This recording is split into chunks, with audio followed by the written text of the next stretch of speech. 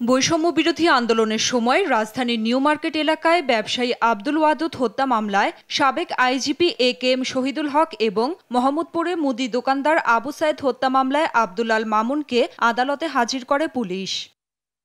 বুধবার সকাল 7:45টায় ঢাকার সিএমএম আদালতে 10 দিন করে রিমান্ডের আবেদন করে পুলিশ। শুনানি শেষে শহীদুল হককে 7 দিন এবং আব্দুল আল মামুনকে 8 দিনের রিমান্ড দেন ঢাকার মেট্রোপলিটন ম্যাজিস্ট্রেট আদালত।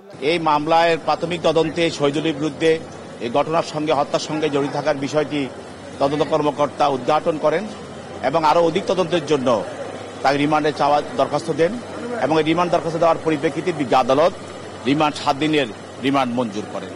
সদ্য যিনি আইজিপি ছিলেন আব্দুল আল মামুন, তাকে আরেকটি হত্যা মামলায়, এটা হলো মোহাম্মদপুর থানা একটা হত্যা মামলায় তাকে আদালতে আনা হয়। এছাড়া হাজারীবাগ থানার অপহরণ মামলায় ঢাকা জেলার সাবেক অতিরিক্ত পুলিশ সুপার আব্দুল্লাহিল কাফির 8 দিনের রিমান্ড মঞ্জুর করেন আদালত। সিএমএম আদালতের ম্যাজিস্ট্রেট আক্তারুজ্জামান তার রিমান্ড মঞ্জুর করেন। এর আগে সোমবার তার বিরুদ্ধে আশুলিয়া থানায় ছাত্র জনতাকে গুলি করে হত্যার পর পুড়িয়ে দেওয়ার একটি মামলা হয়। যে লাশগুলো পড়েছিল সেই লাশগুলোকে সে ভ্যানে উঠিয়ে নিয়ে সে আগুন দিয়ে পুড়িয়ে দিয়েছিল খুব নির্মমভাবে। এই নির্মম নিষ্ঠুর ব্যক্তিটাকে আজকে আদালতে উপস্থাপিত করা হয়। বিজ্ঞ আদালত উভয় পক্ষের শুনানি অন্তে 8 দিনের রিমান্ড মঞ্জুর করেন।